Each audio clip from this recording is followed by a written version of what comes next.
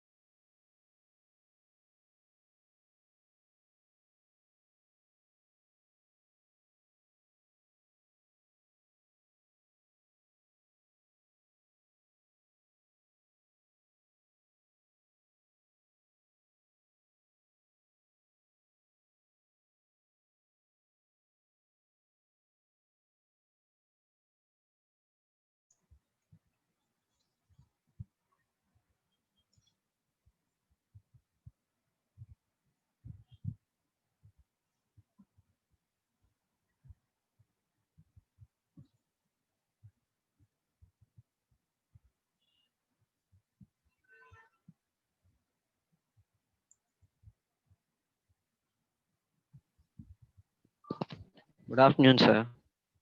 Good afternoon అమ్మా. మిగతా వాళ్ళు రారా? అంటే మార్నింగ్ నుంచి నేను ఒక్కనే అటెండ్ అయ్యా క్లాసెస్కి. ఇంక మిగతా వాళ్ళు రావట్లేదా? మెకానికల్ ముగ్గురు ఉన్నారు సార్. అదే ముగ్గురే. ముగ్గురులో కూడా ఒక్కరే వచ్చారు కదా. మిగతా ఇద్దరు మార్నింగ్ క్లాసెస్ నుంచి అటెండ్ అవ్వాలా. ఓకే ఓకేనమ్మా, అయితే టిఎన్సి స్టార్ట్ చేస్తాను అయితే. Okay sir.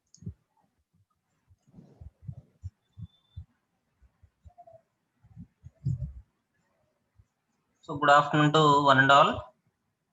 I am R.V. Kiran, Assistant Professor, Department of Mechanical Engineering, Chevrolet Engineering College. Today in this class I am going to deal the topic Introduction to the Syllabus. So which is my first class on the subject Metallurgy and Materials Science, which is in your second year first semester. So today we are going to see the syllabus deeply. So what is in the syllabus, what are the topics to be covered in the 5 units. So what is the need of the subject, what is the course structure. So first of all, metallurgy means study of materials. So study of materials, metals, and materials science deals with the same propagation. That is, when we have to study about the materials and alloys and materials and all these components, we have to define about the metallurgy. So metallurgy is the science of or the study of materials and metals. So going to the syllabus, totally we have 5 units. So each units have individual questions and individual choice. So individual choice questions for each unit. So already you have know it in the first unit. So first year you have seen already topic. So first year లో చూసుంటారు కదమ్మా మీరు. So 5 units లో ప్రతి unit లో కూడా individual choice questions ఉంటాయి అన్నమాట. సో ఫస్ట్ యూనిట్ లో 2 క్వశ్చన్స్ ఇస్తారు, 1 క్వశ్చన్ అనేది మీరు అటెంప్ట్ చేయాలి. సో ప్రతి యూనిట్ ని కూడా మీరు ఖచ్చితంగా చదవాల్సిన పని ఉంటుంది అన్నమాట. So first material science and metallurgy. So the topic deals with the course objective. So that course objective is to understand the basic fundamentals of material science and physical metallurgy. So they are going to deal with the basic fundamentals of physical metallurgy, and the basic concepts to be taught will help for the improvement, proper selection and effective utilization of materials, which is essential to satisfy the ever increasing demands of the society. So what is the need of the metals and what is the need of the materials? So these all have been seen in this subject. So that is the about the course objective. So that is the course objective of materials science and metallurgy. So going to the first unit, the main topic of the first unit is structure of metals and constitution of alloys. So there are two main topics here. So the first foremost important topic is structure of metals and constitution of alloys, and second unit deals with the second topic deals with the equilibrium diagrams. So comparing with the other units, first unit is very vast one and full of basic knowledge. So basic knowledge about the what is material science, what are the inputs and what are the outputs, what is the meaning of different types of structures. So all these have been in the first unit only. So let's see the syllabus in the first unit, first topic. So first one is the bonds in solids.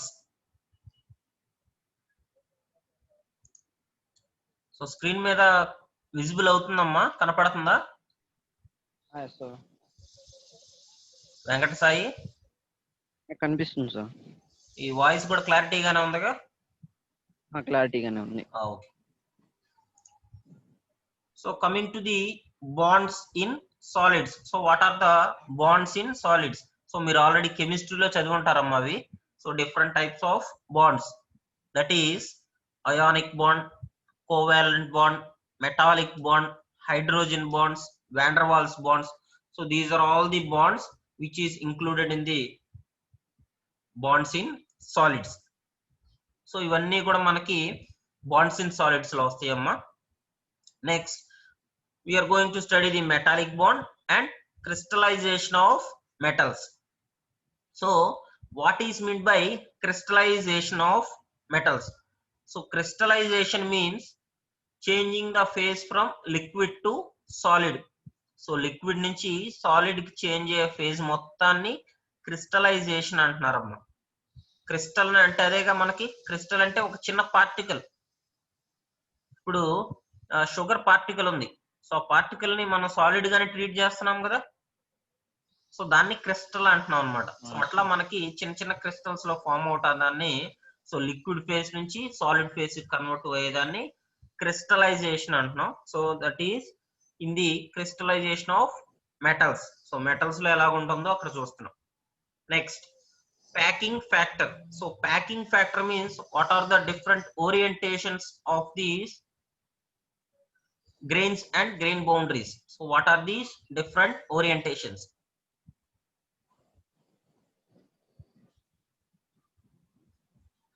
So first one is the body centered cubic amma. BCC ante body centered cubic.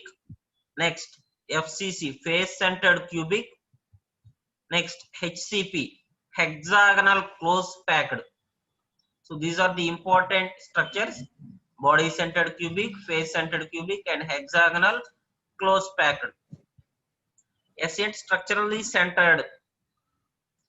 Next we are going to study the light density and plane density of it. Next the molecules are arranged in a form of grains only. చిన్న grains అంటున్నారమ్మా. So చిన్న పలుకుల్లాగా ఉంటాయి లోపల మనకి.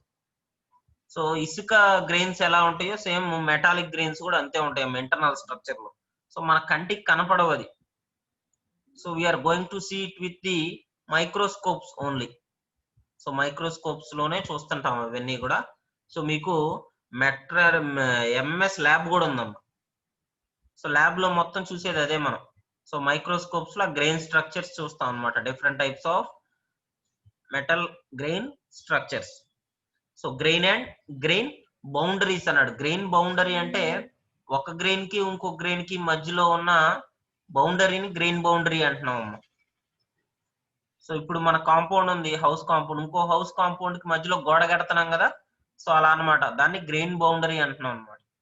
Next effect of grain boundary on the properties of metals and alloys. So మీకు properties of metals తెలుసా అమ్మా?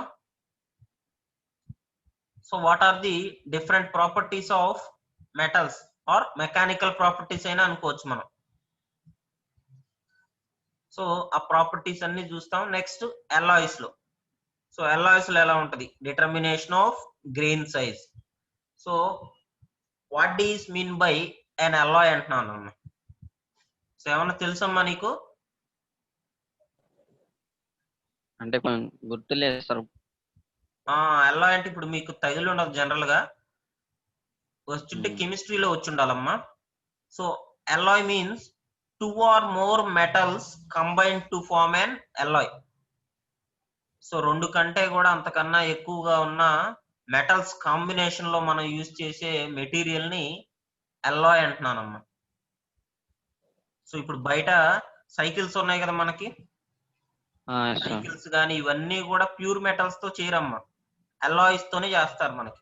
alloys అంటే కొంచెం స్టీల్, కొంచెం కాపర్, కొంచెం ఇవన్నీ కలిపి మిక్స్ చేసి ఒక మెటీరియల్ లాగా తయారు చేసేదాన్ని alloy అంటున్నారు అనమాట.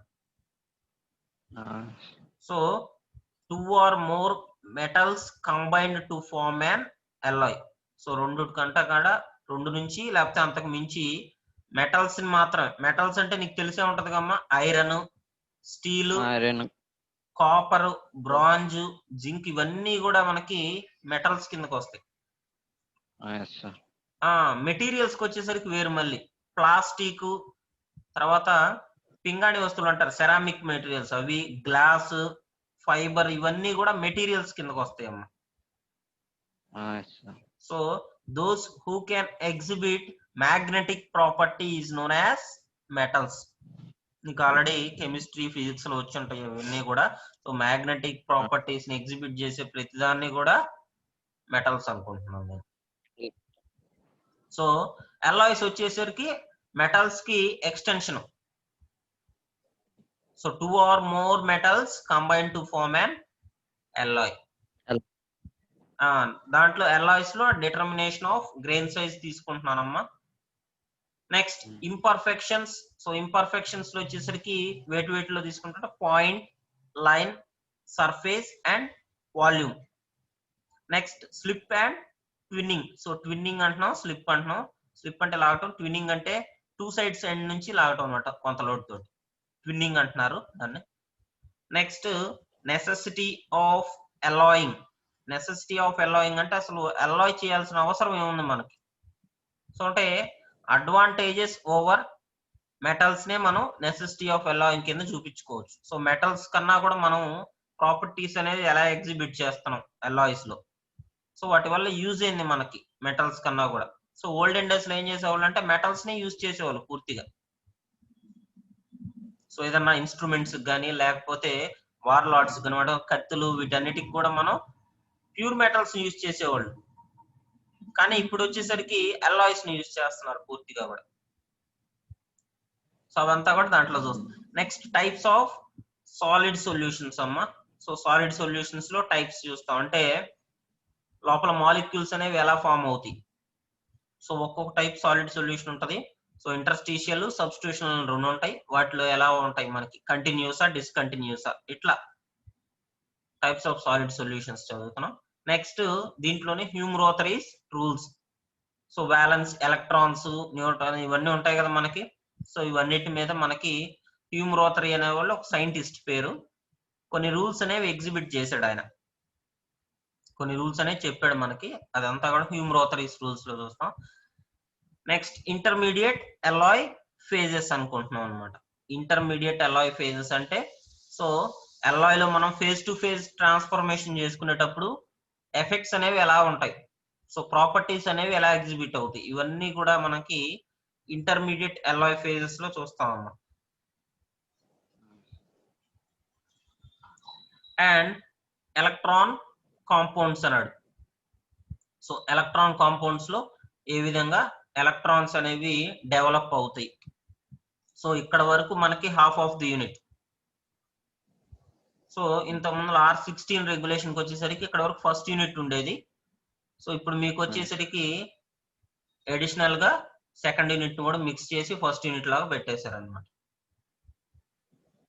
సో ఇక్కడ వరకు హాఫ్ ఆఫ్ ది అమ్మా. సో ఈ టాపిక్ లో ఒక్క క్వశ్చన్ గ్యారంటీ, లాంగ్ క్వశ్చన్ అనేది ఒకటి ఇస్తారు గ్యారంటీగా. Next going to the second main topic and important topic of the syllabus also. So syllabus మొత్తం మీద ఇంపార్టెంట్ టాపిక్ కూడా ఇదేనమ్మా, ఈక్విలిబ్రియం డయాగ్రామ్స్. ఈక్విలిబ్రియం డయాగ్రామ్స్ అంటారు. సో ఈ సబ్జెక్ట్ అనేది ఎంత ఇంపార్టెంట్ అంటేనమ్మా మీకు, సో మీరు ఏ ఇండస్ట్రీకి వెళ్ళినా, మెకానికల్ ఇండస్ట్రీ దేనికి వెళ్ళినా కూడా ఈ సబ్జెక్ట్ మీద క్వశ్చన్ అడుగుతారు గ్యారంటీ. ఎందుకంటే ప్రతి మెకానికల్ ఇండస్ట్రీలో కూడా మెటల్స్ మీద వర్క్ ఉంటుంది. సో మెటల్స్ ని యూజ్ చేయకుండా వర్క్ చేసే ఇండస్ట్రీస్ అయితే లేవు కదా మెకానికల్ లో. సో అందుకని ఈ సబ్జెక్ట్ మీద ఖచ్చితంగా అడుగుతారు. ఎగ్జాంపుల్ చెప్తానమ్మా, లాస్ట్ ఇయర్ అంటే before last year Kia Motors కి మన కాలేజ్ నుంచి ఇద్దరు సెలెక్ట్ అయ్యారమ్మా. కియా మోటార్స్ కి ఇద్దరు సెలెక్ట్ అయ్యారు. ఒకరు వచ్చేసి యశ్వంత్, ఇంకొక అబ్బాయి గుణశేఖర్. ఒక అబ్బాయి అనంతపూర్ అబ్బాయి అమ్మ, ఒక అబ్బాయి వచ్చేసి ఇక్కడే లోకల్ రేపల దగ్గర. సో ఇద్దరు సెలెక్ట్ అయితే వాళ్ళకి ఇంటర్వ్యూస్ లో అడిగిన క్వశ్చన్స్ వాళ్ళు చెప్తున్నారు. సో వెళ్ళంగానే మీకు ఏ సబ్జెక్ట్ అంటే ఇష్టం అని అడిగారమ్మా. సో అంటే బేసిక్ నాలెడ్జ్ దేని మీద అంటే నేను వాళ్ళకి ఎంఎంఎస్ చెప్పింది నేనే. అబ్బాయి యశ్వంత్ అనే అబ్బాయి వచ్చేసరికి ఎంఎంఎస్ అని చెప్పేసాడు డైరెక్ట్ గా. ఎంఎంఎస్ అంటే ఇదే క్వశ్చన్. సో వాళ్ళు అడిగిన ఫస్ట్ క్వశ్చన్ వచ్చేసరికి హీట్ ట్రీట్మెంట్ అని అడిగారమ్మా. హీట్ ట్రీట్మెంట్ అంటే మీకు ఆల్రెడీ నెక్స్ట్ వస్తుంది 4th యూనిట్ లో. సో ఒక మెటల్ ని కొత్త షేప్ లోకి చేంజ్ చేసుకోవడానికి దాంట్లో ఉన్న ప్రాపర్టీస్ మొత్తాన్ని చేంజ్ చేస్తుంటాం అమ్మా. సో దాన్ని హీట్ ట్రీట్మెంట్ అంటాం.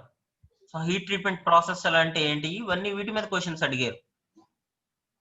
సో అబ్బాయి చెప్పేశాడు, డైరెక్ట్ జాబ్ ఇచ్చేసాడు. నెక్స్ట్ రెండో అబ్బాయి కూడా అంతే. క్యాంపస్ కాదమ్మా, డైరెక్ట్ గా అక్కడ పిలిచేశారు, కియాకి పిలిచారు. కంపెనీ ఉంది కదా అనంతపూర్ లో, అక్కడికి పిలిచారు. Last year before year direct గా అక్కడే జరిగినాయి ఇంటర్వ్యూస్. ప్రెసెంట్ ఏంటంటే హోల్డ్ లో పెట్టారు, తీసుకోవట్లేదు. మళ్ళీ సెకండ్ అబ్బాయి కూడా అంతే, సేమ్ ఇదే టాపిక్ మీద వాళ్ళు డైరెక్ట్ గా అడిగారు క్వశ్చన్స్. అబ్బాయిని డైరెక్ట్ గా అడిగేశారు. అది అందుకని ఈ సబ్జెక్ట్ వరకు బేసిక్స్ నేర్చుకోవడం చాలా ఇంపార్టెంట్ అమ్మా మీకు. 4th ఇయర్ కంప్లీట్ అయ్యాడు sir selections. 4th year complete అయ్యే లోపా సెలక్షన్స్ అనేది.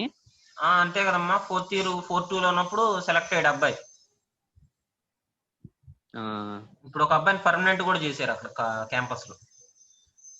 అన్ని సబ్జెక్ట్స్ కంప్లీట్ అయ్యి ఉండాలి కదా. అన్ని సబ్జెక్ట్స్ అయిపోయి ఉండాలమ్మా. సో ఇప్పుడు ఫస్ట్ నుంచి చదువుకుంటే సబ్జెక్ట్స్ అయిపోవడం పెద్ద కష్టమేం కాదు మీకు.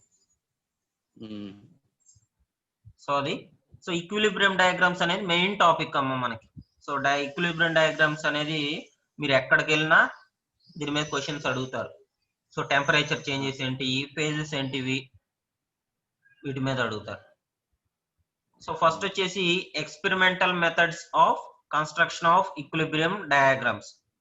సో కొన్ని మెథడ్స్ ఉన్నాయి, experimental methods. So equilibrium diagrams అనేది ఎలా కన్స్ట్రక్షన్ చేస్తాము. సో బేసిక్ గా ఈక్విలిబ్రియం డయాగ్రామ్ కన్స్ట్రక్ట్ చేయాలంటే మనకి 2 మాడ్యూల్స్ కావాలి. ఒకటి వచ్చేసి మెటీరియల్, ఇంకోటి వచ్చేసి టెంపరేచర్. సో మెటీరియల్ పర్సంటేజ్ అంటున్నాం, ఇంకోటి వచ్చేసి టెంపరేచర్. సో ఎక్స్ యాక్సిస్ లో వచ్చేసి మెటీరియల్ పర్సంటేజ్ తీసుకుంటాం అమ్మా, వై యాక్సిస్ లో వచ్చేసరికి టెంపరేచర్ తీసుకుంటాం. సో అట్లా ఈక్విలిబ్రియం డయాగ్రామ్స్ కన్స్ట్రక్ట్ చేస్తున్నాం. నెక్స్ట్ టాపిక్ వచ్చేసి isomorphous alloy systems. So isomorphous alloy systems use చేస్తాం. ఐసోమార్ఫస్ అలాయ్ సిస్టమ్స్ నుంచి ఎలాంటి అలాయ్ అనేది బయటకు వస్తుంది మనకి. అలాయ్ అంటే 2 కాంపోనెంట్స్ కన్నా ఎక్కువ అని చెప్పాను కాబట్టి, సో ఖచ్చితంగా మనకి 2 కాంపోనెంట్స్ అనేవి తీసుకోవాలి దాంట్లో. సో 2 మెటల్స్ అనేవి తీసుకోవాలి. Next equilibrium cooling and heating of alloys. So alloys ని హీట్ చేస్తే మనకి ఫేజ్ అనేది చేంజ్ అవుతుందా లేదా, లోపల ఇంటర్నల్ స్ట్రక్చర్ అనేది ఎలా ఉంటది, ఇవన్నీ కూడా దీంట్లో చూస్తాం. Next lever rule. So equilibrium diagrams కి సంబంధించి ఒక థియరీ లాగా అనమాట, అది థియరమ్ లీవర్ రూల్ అనేది. Next coring miscibility gaps. Coring miscibility gaps అంటే ఈ ఈక్విలిబ్రియం డయాగ్రామ్ కన్స్ట్రక్ట్ అవుతుంది, అంటే ఈక్విలిబ్రియం కండిషన్ లో చేంజ్ అయ్యేటప్పుడు ఫేజెస్ మాలిక్యూల్ కి అంటే ఆటమ్ కి మనకి కొంత గ్యాప్ అనేది వచ్చింది మధ్యలో. సో గ్యాప్స్ అనేవి ఎలా ఫిల్ చేసుకోవాలి, బౌండరీస్ అనేవి ఎలా క్రియేట్ చేయాలి, ఇవన్నీ కూడా కోరింగ్ మిసిబిలిటీ గ్యాప్స్ లో వస్తాయమ్మా. Next eutectic systems.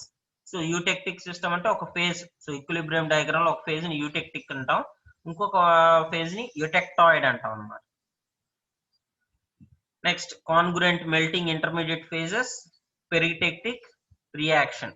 So congruent metal intermediate phase వచ్చేసి కూడా, సో ఒక ఫేజ్ నుంచి ఇంకొక ఫేజ్ కి ట్రాన్స్ఫార్మ్ అయ్యేటప్పుడు మెల్టింగ్ కండిషన్ ఎలా ఉంటది, సో ఆ మెటల్ యొక్క లేకపోతే ఎల్లో యొక్క మెల్టింగ్ కండిషన్ అనేది ఎలా ఉంటది, బాయిలింగ్ పాయింట్ ఎంత, టెంపరేచర్ అనేది ఎంత వేరీ అవుతుంది, ఇవన్నీ కూడా దీంట్లో వస్తాయి.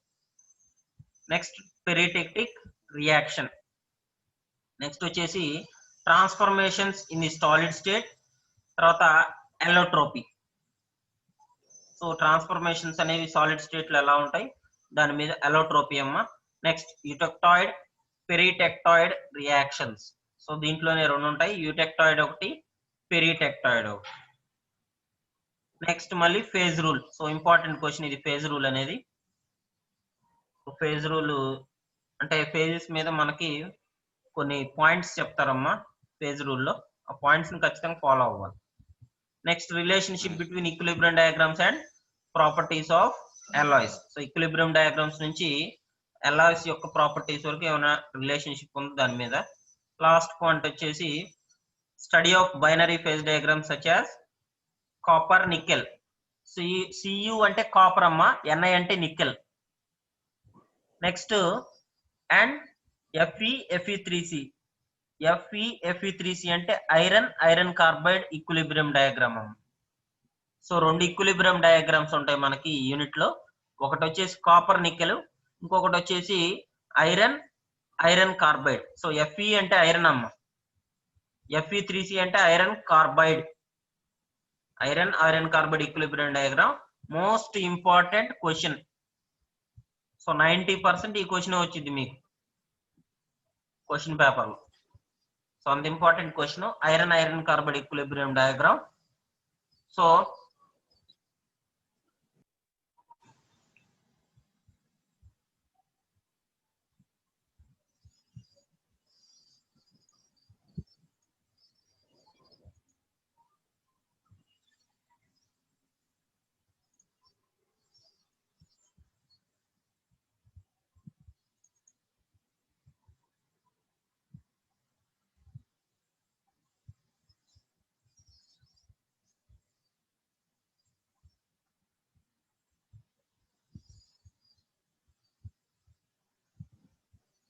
ఇది వచ్చేసి ఫస్ట్ యూనిట్ వరకు అమ్మ. సో ఫస్ట్ యూనిట్ లో మనకున్న టాపిక్స్ ఇవి. So these are the main topics. Going to the second unit, unit 2.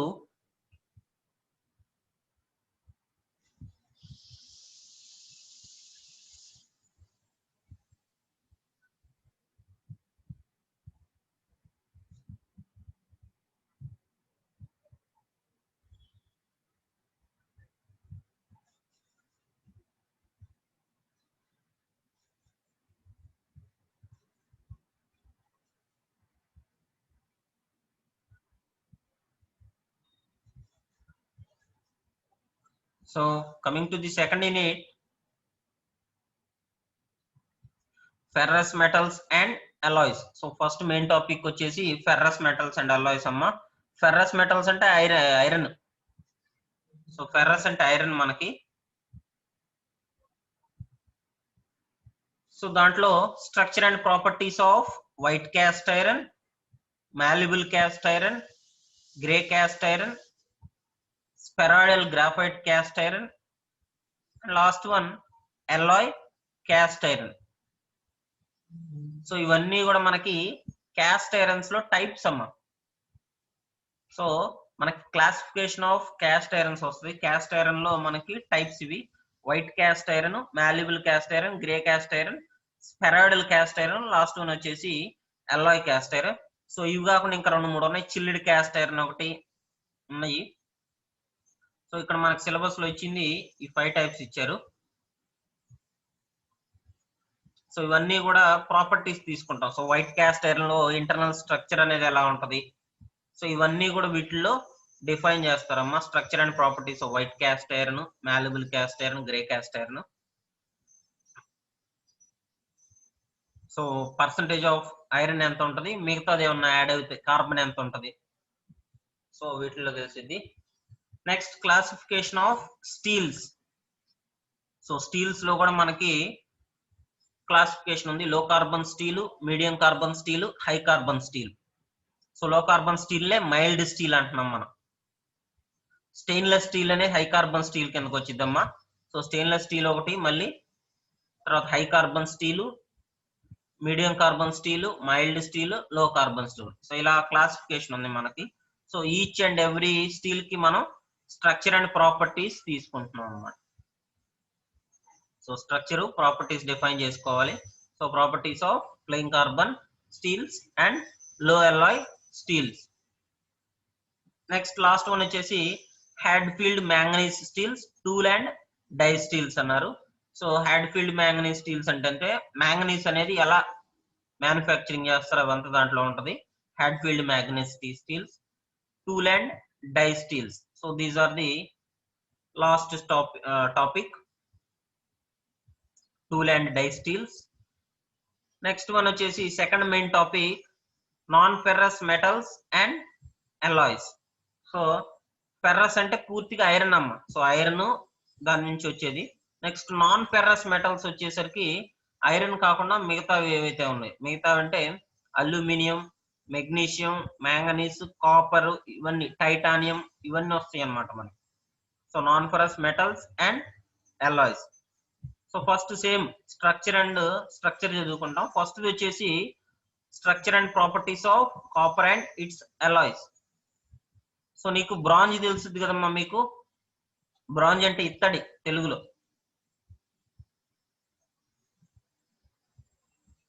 So bronze అంటే ఇత్తడమ్మా. సో బ్రాంజ్ అనేది one of the alloy of copper. So copper mix చేసుకొని alloy తీసుకుంటే బ్రాంజ్ వచ్చింది మనకి. Next aluminium and its alloys. So Hindalium, ఇట్లా చాలా ఉన్నాయి మనకి అల్యూమినియం అలాయ్స్ లో. సో ఆ అలాయ్స్ గురించి చదువుకుంటాం. Next titanium and its alloys. So titanium లో ఎన్ని టైప్స్ ఉంటాయి, తర్వాత టైటానియం యొక్క అలాయ్స్ తీసుకుంటాం. Next magnesium and its alloys. Last one super alloys. So ఇట్లా మనకి 5 టైప్స్ ఆఫ్ అలాయ్స్ తీసుకుంటాం. ఫస్ట్ వన్ వచ్చేసి copper and its alloys. So copper నుంచి ఎన్ని అలాయ్స్ అనేవి తీసుకోవచ్చు మనం, బ్రాస్ గానీ బ్రాంజ్ గానీ ఇవన్నీ కూడా కాపర్ నుంచి వస్తాయి. నెక్స్ట్ అల్యూమినియం నుంచి హిండాలియం. హిండాలియం అంటే ఇప్పుడు హిందుస్థాన్ అల్యూమినియం కంపెనీ యూజ్ చేస్తుంది, అదేనమ్మా హిండాలియం. వాటి నుంచి అలాయ్స్ ఏమి వస్తాయి. తర్వాత టైటానియం నుంచి అలాయ్స్ వస్తాయి. టైటానియం వచ్చేసి చాలా స్ట్రాంగ్ ఉన్న మెటల్ అమ్మ. సో ఇంత ముందర ఏంటంటే బోన్స్ కానీ బ్రేకేజెస్ కానీ వీటన్నిటికి స్టీల్ యూజ్ చేసేవాళ్ళు. సో లేటెస్ట్ గా బోన్ బ్రేకేజెస్ కానీ లేకపోతే నీ డెవలప్మెంట్స్ కానీ, అంటే మోకాళ్ళ చెప్పులు ఉంటాయి చూసారా, వాటికి కానీ టైటానియం యూజ్ చేస్తున్నారు.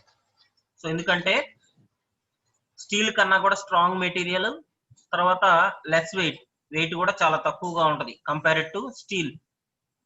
సో అందుకని యూజ్ చేస్తున్నారు, లాంగ్ లైఫ్ ఉంటది. నెక్స్ట్ మెగ్నీషియం తీసుకుంటారు.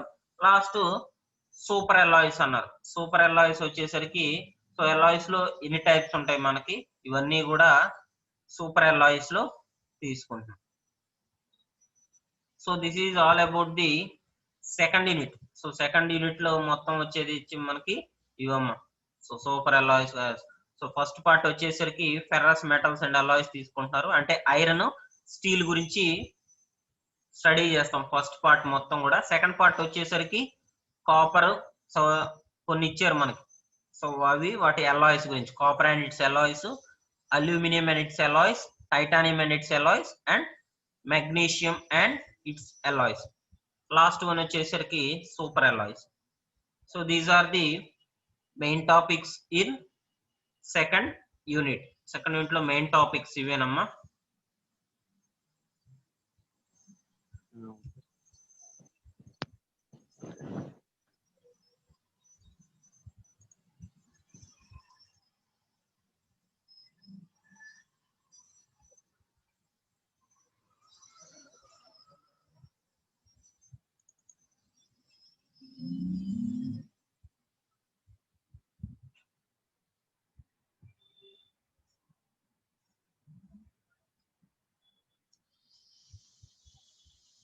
So coming to the third unit. So third unit కి వచ్చేసరికి one and only main topic అమ్మ heat treatment of alloys. So heat treatment of alloys అనేది main topic మనకి. దీంట్లో what are the different heat treatment processes. So we are going to study the different heat treatment process and its curves. So ప్రతి heat treatment process కూడా curve నుంచి define అయ్యింది అనమాట. So cooling curves అంటారు వాటినే. So first వచ్చేసి effect of alloying elements on iron carbide systems. So already first unit లో చూస్తాం ఈక్విలిబ్రియం డయాగ్రామ్స్ లో ఐరన్ కార్బైడ్. సో సేమ్ దాని నుంచే effect of alloying elements on iron carbide system. Next different types of heat treatment process. First one is the annealing, then normalizing, hardening and tempering and hardenability. So these are the 5 types of heat treatment processes used in the alloys. So alloys lo use chese 5 types of heat treatment properties amma. So very important process: annealing, normalizing, hardening, tempered, hardenability. Next TTT అంటారమ్మా. So time temperature transformation diagrams. So triple T అంటారు దీన్నే. So ఆ TTT అంటే ఒక T వచ్చేసి time, second T వచ్చేసి temperature, third T వచ్చేసి transformation. So time temperature transformation diagrams అంటే కూలింగ్ కర్వ్స్ నే వాటిని అంటున్నాం మనం. Next surface hardening methods. So surface hardening, what are the different types of surface hardening methods used in the heat treatment of alloys? That is carburizing, nitriding and different material methods. Next one is the age hardening treatment. So age hardening treatment అంటే so life time పెంచడానికి use చేసే hardening treatment అంటున్నామమ్మా. So కొంతకాలం use చేసిన తర్వాత దానికి మళ్ళీ maintenance చేస్తే ఒక మెటల్స్ కానీ లేకపోతే ఏదన్నా సాలిడ్ షాఫ్ట్ కానీ సో ఆ టూల్ యొక్క లైఫ్ టైం అనేది పెంచుతాం మనం. సో దాన్ని age hardening treatment. Last one cryogenic treatment of alloys. So different alloys కి డిఫరెంట్ టైప్స్ ఆఫ్ ట్రీట్మెంట్స్ అనేవి ఎలా ఇస్తాం. So using heat treatment curves. So these are all about the heat treatment of alloys. So this is all about the third unit. So third unit మొత్తం కూడా syllabus ఇదేనమ్మా మనకి.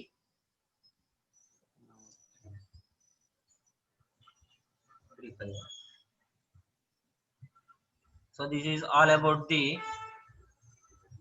third unit. So in the next class we are going to discuss about the remaining syllabus, that is in the 4th unit and 5th unit, and what are the textbooks you have to work on the syllabus. So what are the textbooks you have to choose for the studying of this subject. So ఇదంతా next class లో చూస్తామా. Next class లో మిగతా syllabus, text books ఏమైతే ఉన్నాయో మనకి ఆ text books ఏమిటి, reference text books కూడా కొన్ని ఉన్నాయి. సో ఆ రిఫరెన్స్ టెక్స్ట్ బుక్స్ ఏం చదువుతాం ఇవన్నీ కూడా నెక్స్ట్ క్లాస్ లో చెప్తాను ఇవన్నీ కూడా. సో మిగతా స్టూడెంట్స్ ని కూడా రమ్మని చెప్పండి అమ్మా నెక్స్ట్ క్లాస్ నుంచి.